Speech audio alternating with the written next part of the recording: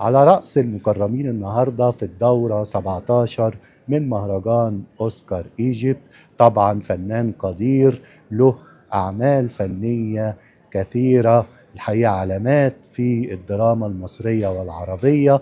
هو الجميل المتألق دائما الأستاذ حلمي فودة. طبعا بقول لك مليون مبروك على التكريم النهاردة.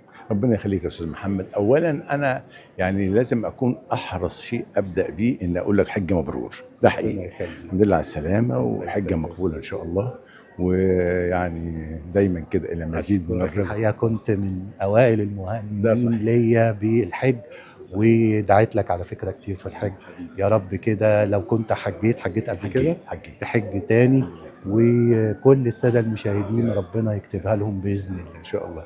اما بخصوص التكريم فانا يمكن مهرجان اوسكار ايجيبت تحديدا لصاحبه او مؤسسه عادل عمار، وهو صديق الحقيقه يعني، وبعتز جدا بصداقته. عادل احد المخلصين للمهنه. لما بيدعوني عادل لهذا التكريم او لحضور هذا المهرجان، انا استشعر بحكم الصداقه انه مهرجاني انا شخصيا. وحشتنا بقى، فينك من الدراما وفينك من الأعمال الفنية؟ انا طبعا في رمضان اللي فات يمكن انت تعرف كان ليا مسلسل مهم، فهد البطل، مع احمد العوضي، هذا النجم الجميل يعني، ولقى استحسان الدور بتاعي وقبول كبير جدا الحمد لله، وعمل التفاتة رائعة. بقاء لله. انا في انتظار الجديد، وكان عندي فيلم انتهيت منه الحمد لله وفي انتظار عرضه قريبا يعني.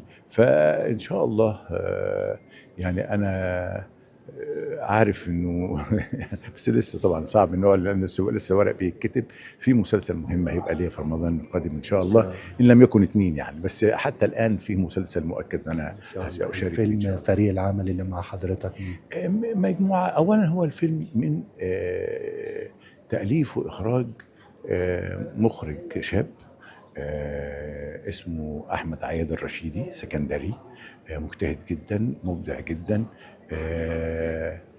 وبعدين التجربه مش انتاج ضخم، هي انتاج بسيط نقدر نقول او متوسط، لكن الموضوع يا استاذ محمد موضوع جد جدا ومحترم جدا. الفيلم اسمه اوجي. اوجي دي ايه؟ واحده من عروس البحور، عروسة بحر. بس عروسة بحر احنا بنتناول بقى من خلالها في الفيلم السطو العلمي والتقدم العلمي.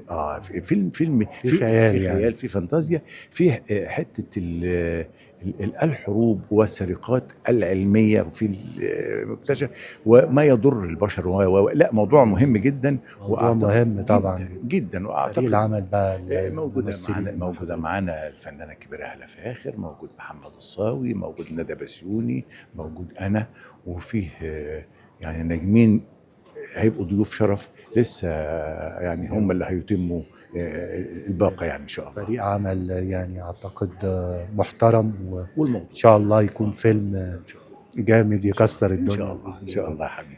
طبعا انا بشكر حضرتك الفنان القدير الاستاذ حلمي فودة، وببارك لك مرة تانية على التكريم، وفي انتظار كل اعمالك الحلوة. شكرا جزيلا استاذ محمد، تحياتي.